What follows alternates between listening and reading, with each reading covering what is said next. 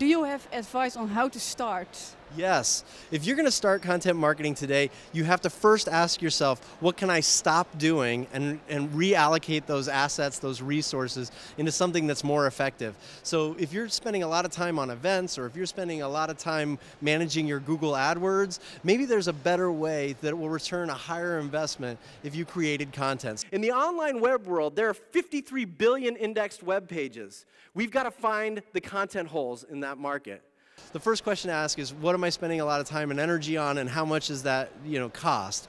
The second thing is, what is the return on that investment? Do I get a lot of leads? If you do, could you do a better job creating one piece of content every single week that generates higher quality leads that drive more revenues? Let me show you quickly an example of someone who I think has done this really well.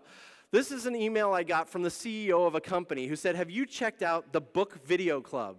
And I said, no, I don't know what you're talking about.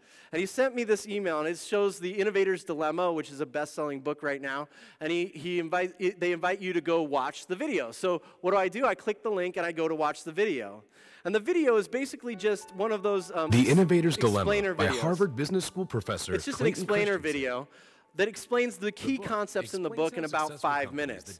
And I'm getting really excited about this because I love business books, and I'm thinking, yeah, I would like to subscribe to this. And I look down the page and it says, yeah, you want these free weekly things? Hit this link. I hit this link and it takes me to this great landing page that says key insights from the best business books in a unique format.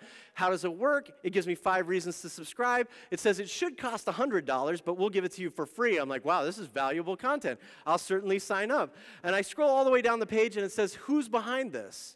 That's interesting. It happens to be a company called Board Studios. I sign up and then I click the link, and this is Board Studios. Board Studios is a B2B video production company, and they wanted CEOs to watch these videos and say, I want a video like that.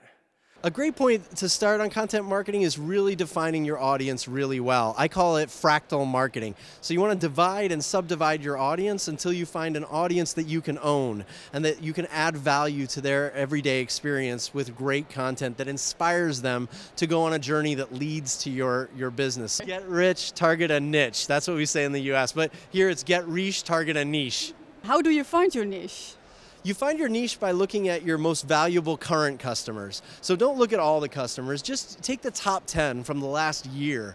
And you want to find more customers exactly like them. So what traits do they have? What defines them as a business? What are their challenges that they're facing today in the marketplace? And create content that attracts other people just like them. It is a content brand, not branded content.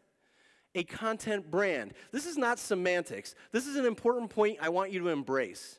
There's a big difference between a content brand and branded content. Branded content is created for a company. A content brand is created for an audience first.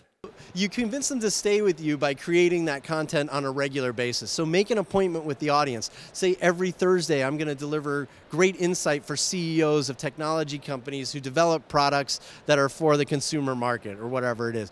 That way you're defining the audience and you're making a commitment to send them good insight. And that way that relationship is an ongoing relationship. And when they're ready to buy something, they'll think of your brand first. And that trust you build through the content is what really builds the revenue.